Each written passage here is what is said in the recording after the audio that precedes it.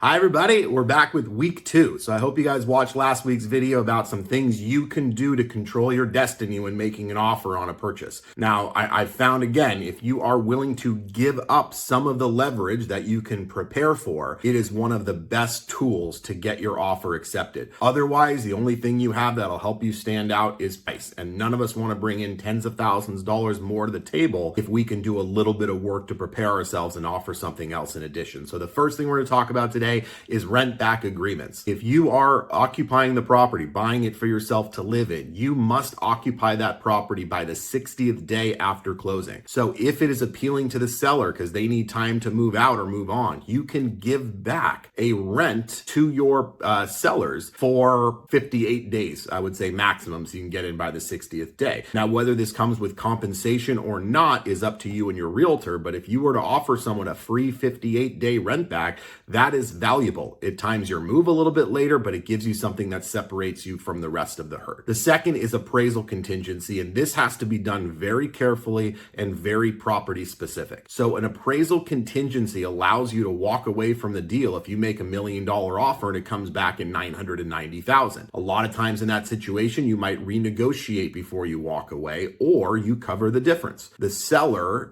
knows that this is a risk. So if you're making a high offer on his home and you have an appraisal contingency, it doesn't bear as much weight because they know, hey, if it comes in low, you can still bail and you could try to renegotiate, and now you've tied up this property for 2 weeks. So an appraisal contingency removal really has to happen when we understand what the worst case value is of that home. If we know the worst case is $990 on $1 million property and we're putting 20% down, that means worst case, if we don't get the appraisal, we're coming in with an additional $8,000. If that's enough and it's stomachable and you can do it and you want to stand out on the property, by all means, go in without that appraisal contingency. We've won several offers recently on 21-day close, 5-day inspection, no appraisal, no loan contingency. And we don't do that without preparation and education, but it is a wow. The other thing you can do if you absolutely love a property is the non-refundable earnest money deposit. Now, I know this is scary. You're putting money into escrow and you're basically telling the seller, hey, I'm all in, so if I back out, you get this on day one. No loan contingency, no appraisal contingency, no inspection timelines to be able to exit the contract. So again, this has to be done under advice, under circumstance, making sure that it's necessary for you to do to win out on the deal, but it's certainly something that's in your toolbox, so it absolutely should be discussed. And the last thing is purchase price escalations. Like, I've had clients that went in on a price that they thought was a good price, and then they didn't even get in the counter offer group because a lot of people came in and it was higher. So they in turn on the next offer said, we would like to do a purchase price escalation of $5,000 above your highest offer. So they would minimally be in that group. So again, this needs to be discussed with your realtor and your lender at the time of making an offer, but this is another thing you have in your tool belt. So if this resonates with you, if you have any questions, please give me a call, 818-383-4032. Have a good day.